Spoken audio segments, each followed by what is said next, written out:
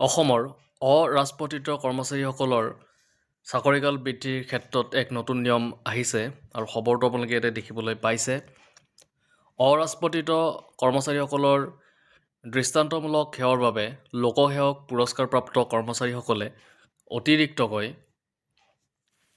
আৰু এটা বছৰ চাকৰি কৰাৰ সুবিধা পালেও তেওঁলোকে বৰ্ধিত সময়ছোৱাত আন কৰ্মচাৰীয়ে লাভ কৰা সুবিধাসমূহ নাপাব। উল্লেখযোগ্য যে চাকৰিকালত নিয়মানুৱৰ্তিতাৰে কৰ্তব্য সম্পাদন কৰা কৰ্মচাৰীসকলৰ মাজৰ পৰা জিলা আৰু ৰাজ্যিক পৰ্যায়ত লোকসেৱক বঁটাপ্ৰাপ্তসকলক বাছনি কৰা হৈ আহিছে। তেওঁলোকে এবছৰ কাল অধিককৈ চাকৰি কৰাৰ সুবিধা লাভ কৰিছিল। অৰ্থাৎ কৰ্মচাৰীৰ নিৰ্ধাৰিত অৱসৰ গ্ৰহণৰ বয়স 60 বছৰ যদিও পুৰস্কাৰপ্ৰাপ্ত 61 বছৰলৈকে সেই সেৱা আগবঢ়োৱাৰ সুবিধা লাভ কৰে। বিত্ত বিভাগে সেই নীতিৰ কিছু সালসলনি কৰিছে।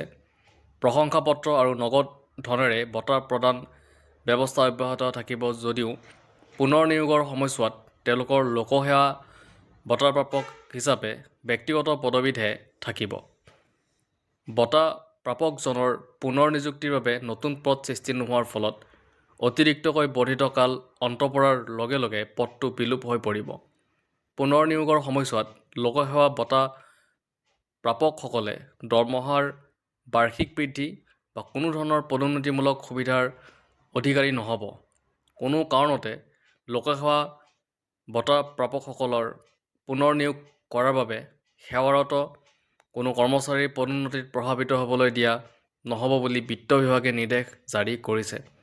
তো দেখিছে আপোনালোকে যে যেতিয়া লোকসেৱা বঁটা যিসকলে পায়, যিসকল কৰ্মচাৰী অৰাজপত্ৰিত কৰ্মচাৰীয়ে যেতিয়া পাব, তেওঁলোকৰ চাকৰিকাল এবছৰ বঢ়াব, কিন্তু বঢ়ালেও কিছুমান সুবিধা যেনে পদোন্নতি হওক বা বাৰ্ষিক দৰমহাৰ বৃদ্ধি তেনেকুৱা ধৰণৰ সুবিধাখিনি তেওঁলোকে নাপাব। এইখিনি কথা কৈছে। আৰু যেতিয়া তেওঁলোকৰ সেই এবছৰৰ কাৰ্যকালটো সমাপ্ত হ'ব, তেতিয়া সেই যিটো প'ষ্ট আছিলে, যিটো পদ আছিলে, সেই পদটো বিলোপ হৈ পৰিব। তো তেনেকুৱা ধৰণৰ ইয়াতে নিৰ্দেশনা বিত্ত বিভাগৰ ফালৰ পৰা জাৰি কৰিছে। তো এইটো এটা গুৰুত্বপূৰ্ণ খবৰ আছিলে কৰ্মচাৰীসকলৰ লগত জড়িত। যদি ভিডিঅ'টো ভাল লাগিছে লাইক, শ্বেয়াৰ, ছাবস্ক্ৰাইব এটা কৰি দিব।